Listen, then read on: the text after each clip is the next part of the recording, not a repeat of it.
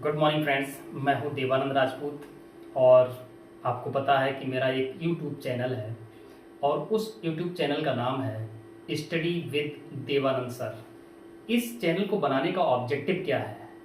मेरे मन में बहुत दिनों से, बहुत महीनों से ये चल रहा था कि हम एक टीचर हैं।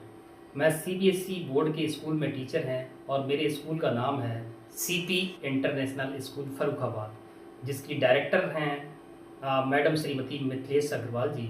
उनका बहुत ही ब्यूटीफुल स्कूल है फर्रुखाबाद में और मैं उसमें एज ए पीजीटी ज्योग्राफी काम कर रहा हूँ।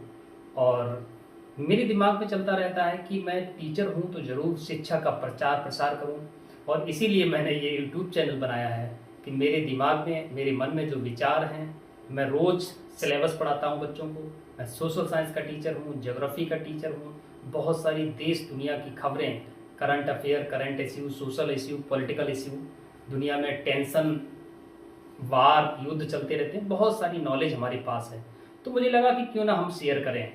तो एक आज का जो टॉपिक है वो मैं बात करना चाहूँगा। अगर हम चाहते हैं कि अपने समाज और अपने देश का विकास हो, हम चाहते हैं कि हमारे समाज और हमारे देश का विकास हो, तो बहुत ज़रूरी है गर्ल्स एजुकेशन को प्रमोट करना। गर्ल्स अभी भी उतनी नहीं पढ़ रही हैं। जैसे मैं अपने स्कूल की बात कर रहा हूँ, हमारे स्कूल में अगर 45 बच्चे हैं तो 30 लड़के होते हैं और 15 लड़कियाँ होती हैं। इसका मतलब 1/3 का रेशियो है, 1/3 गर्ल्स हैं, 2/3 बॉयज हैं। इतना बड़ा डिफरेंस, ये रेशियो बराबर क्यों नहीं है? इक्वालिटी होनी चाहिए। जितने बच्चे पढ़ते हैं उसमें आधे लड़के और आधी लड़कियाँ होनी चाहिए। इसका मतलब 50% गर्ल्स और 50% बॉयज़। ये डेटा बहुत डिफरेंस है।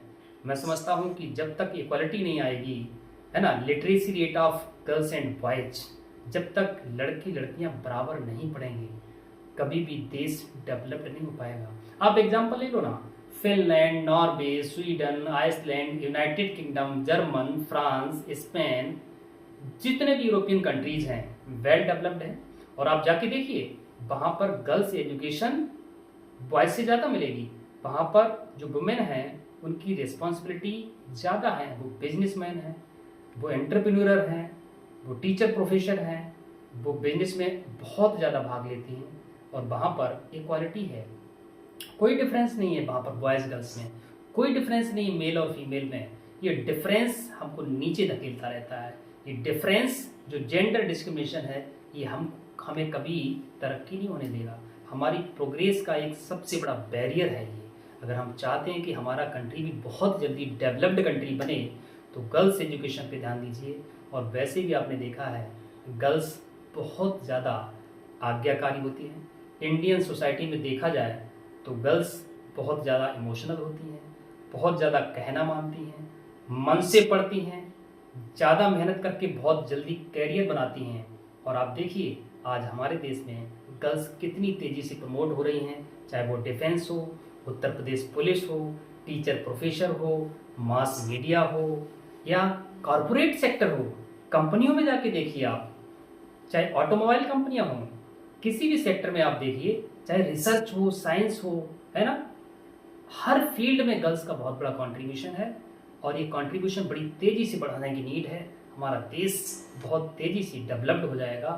तो मैं फिर एक बार रिपीट करता हूँ कि बॉयज़ से ज़्यादा ध्यान गर्ल्स एजुकेशन पे दीजिए। आप सेक्रीफाइस करिए, त्याग करिए। और ये सबसे बड़ा जो कमी है ना, ये रूरल एरिया में है। ग्रामीण क्षेत्र में पेरेंट्स क्या सोचते हैं, बेटी का ब्याह कर देंगे, दूसरे घर चली जाएगी, हमारा क्या फ़ायदा। अरे भैया, बेटी एक बार बहू बनेगी, बहू बनेगी फिर माँ बनेगी, माँ बनेगी, घर की मुखिया होगी, घर को चलाएगी, घर में बच्चों को संस्कार देगी, शिक्षा देगी। तो फिर माँ का पढ़ा होना ज़रूरी है, लेडीज़ का पढ़ा लिखा होना ज़्यादा ज़रूरी है, तभी तो वो संस्कार डालेगी बच्चे में। तो ध्यान दीजिए कि बॉयज़ से ज़्यादा गर्ल्स एजुकेशन पे ध्यान दीजिए। सोसाइटी चेंज हो जाएगी, खुशियाँ आ जाएंगी, देश का विकास तेज़ी से होगा और देश डेवलप्ड हो जाएगा। Thank you.